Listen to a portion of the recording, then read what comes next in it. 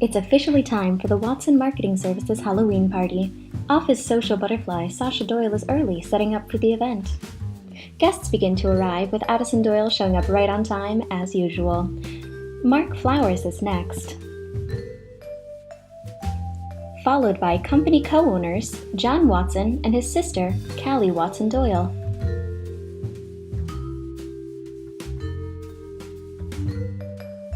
The mood in the room shifts as Alonzo Moretti enters. He doesn't work at Watson Marketing, but Sasha waves at him, so he must be a friend. Brandon Watson, the other owner, stumbles in late. Everyone begins to socialize as they enter, complimenting costumes and catching up. A woman no one recognizes soon walks in and heads right for Sasha, who's talking with Addison. This woman is later introduced as Evelyn Forbes, a childhood friend of Sasha's.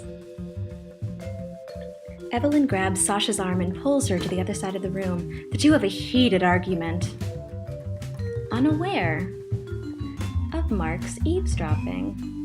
Mark himself was unaware that Brandon is actually watching him listen to the girls. And Sasha returns to the party while Evelyn goes towards the company office.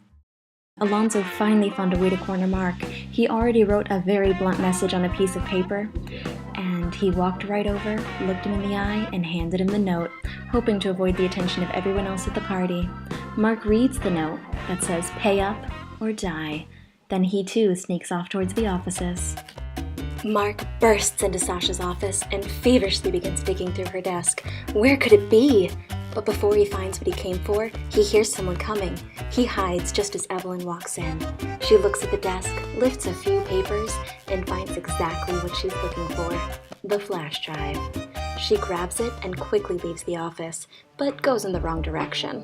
Making sure the coast is clear, Mark begins to look for a weapon. He picks up a marble paperweight from her desk and goes after Evelyn, assuming she went back to the party the right way. John pulled Callie aside to express his frustration about being kept out of the loop with the financials of the business. The two have an argument that is eventually interrupted by Mark rounding the corner and running into John. He awkwardly apologizes and vanishes.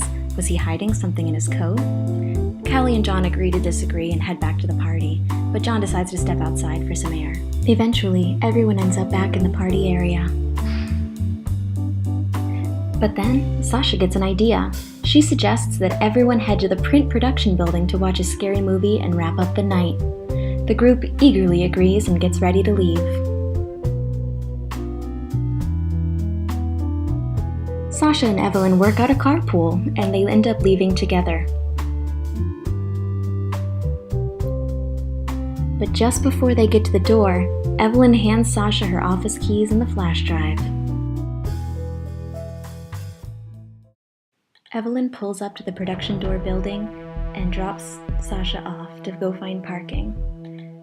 As Evelyn pulls away, Mark is watching from a nearby ledge. Sasha is the first to enter the building, and Mark gets ready to sneak in behind her.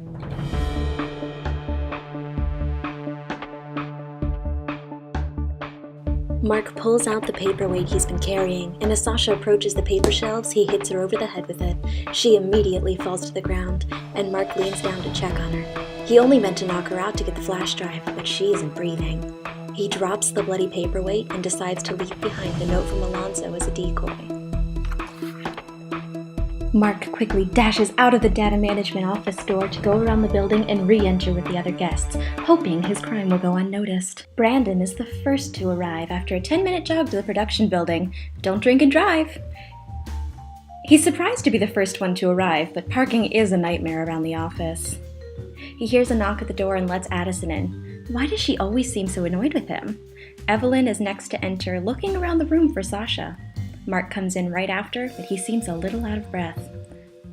A few minutes later, and Brandon lets in Callie and John. Finally, Alonzo arrives, and everyone's starting to notice and ask where Sasha went.